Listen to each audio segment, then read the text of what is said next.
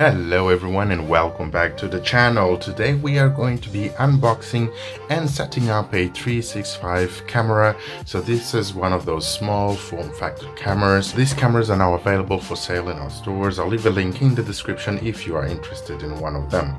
Before we continue with our videos, if you do enjoy our videos, please do hit that like button and please do subscribe to our channel. So let's go now with the unboxing. So let's open the box, and inside the box we've got the well-packed camera, so nothing else inside the box. So I'm just going to remove this and get it out of the way. And inside the package we've got an instruction manual. So this is the 365 cam. We've got a charging cable, we've got the camera, very nice and small. We've got it in white, and we've got this small holder that you can use. You can actually screw this on the wall. There is a hole here on the side, or you can use the sticker to put it wherever you want, really.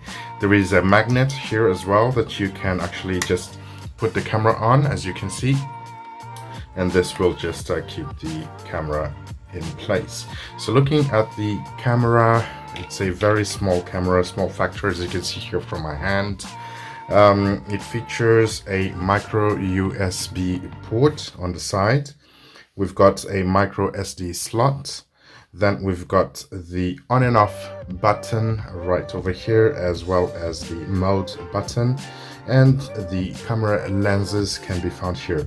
You can actually open this camera if you want to. There are two screws here at the bottom that you can unscrew and open up the camera if required. The charging cable, it's just a normal cable, and the instruction manual, it comes in English as well as in Chinese. So as we have now done with the unboxing, we're going to go ahead and set up this camera. We're going to do a quick test, and I will show you how to set it up. So before you set up the camera, you have to fully charge the camera. It's very easy. You just use the provided charging cable, connect the cable to your camera through the micro USB port, and then put it to a wall charger. I'm going to go ahead and do that very quickly, and I'll be right back. Okay, so I've fully charged the camera now, and I'm going to insert a micro SD card that I've got here. The micro SD card is not included with the camera, so to insert the micro SD card, just insert it into the micro SD card slot, and once you hear the click, it fits in and it's ready to go. So, and I am going to use my test iPhone here to set up everything. So I'm just going to get this out of the way. So for you to set up the camera, you need to download and install an application, and you can use that with a QR code. So I'm going to use my phone here, and I'm going to use the camera, and I'm going to scan the QR code. So the QR code has been scanned, and I can now open the app to install.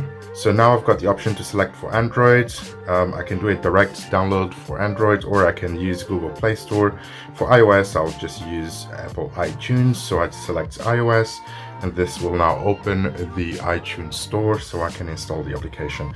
So the application is 365 Cam app. I'm going to tap here to install. Okay, so it's downloading.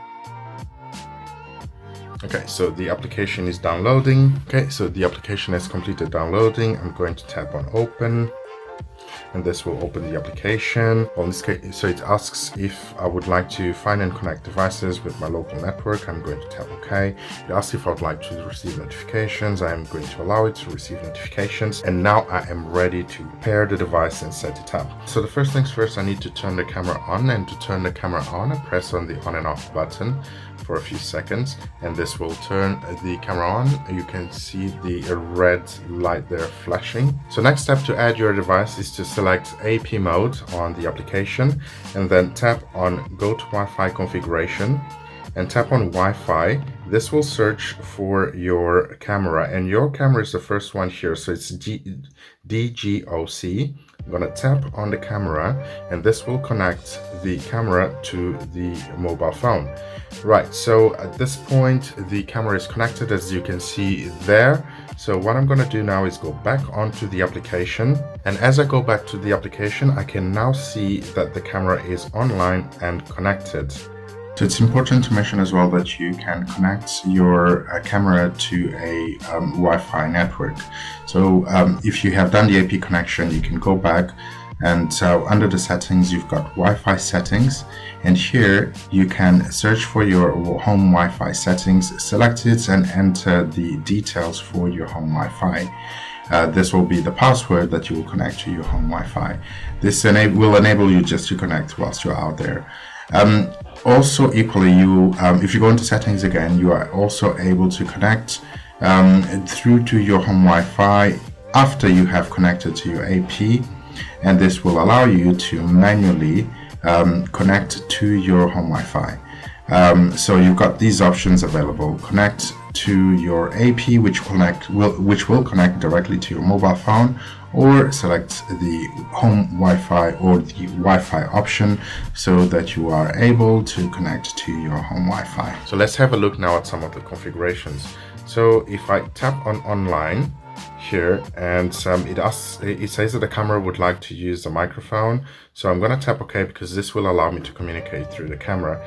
So as you can see here, if I just point out here, you can see that the camera is working, so it's been paired, and I can see the image from the camera on my mobile phone. Okay, so let's have a look at some of the configurations that we have available. So we've got the option here, fluctuate, look around. We've got infrared, which is one of the features for the camera as well. We've got clarity, which lets you select HD. You can view full screen. You've got an option here for videos. This allows you to record a video on your mobile phone. And you've got the option as well for photo, audio, and playback. So I'm just going to go back here because I want to look at some of the settings that is offered by this application. So if I tap on settings, this will allow me to open the Wi-Fi settings, so I can manage the Wi-Fi that I'm connected to. So I'm just going to go back here.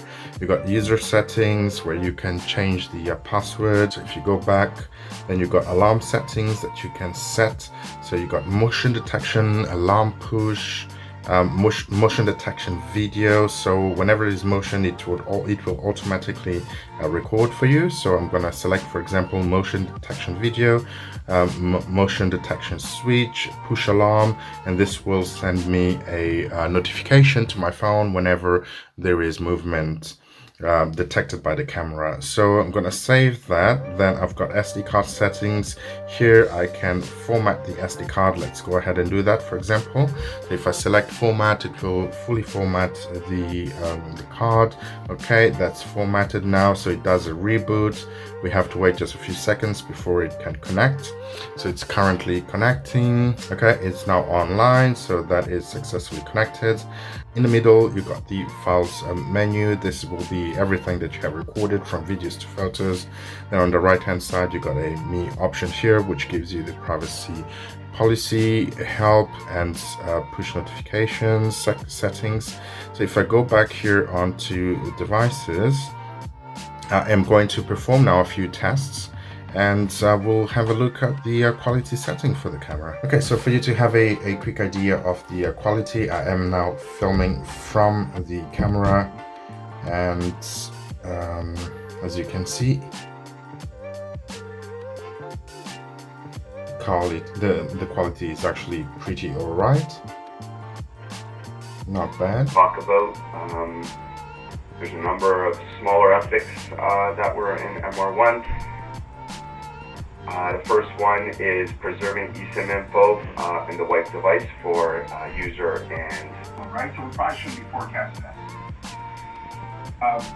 Jumping into growing your deal. Yep, so once you have finished your recording, you can tap on the record button here on the side.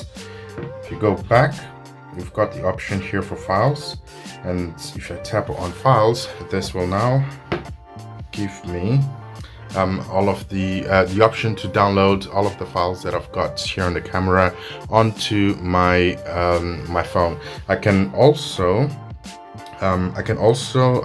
just connect the camera to a computer through the USB cable, and then I can just copy and paste all the data there. So let's tap on one of the videos that I've got here. So these videos that I've got here, they have been actually recorded on the phone. Once you have additional recordings that have not been done through your phone, they will be stored on the SD card and you can download them to your phone. This is it for today's video. If you're interested in one of these, I'll leave a link in the description. If you did enjoy our video, please do hit that like button and please do subscribe to our channel. Take care and I'll see you on the next video.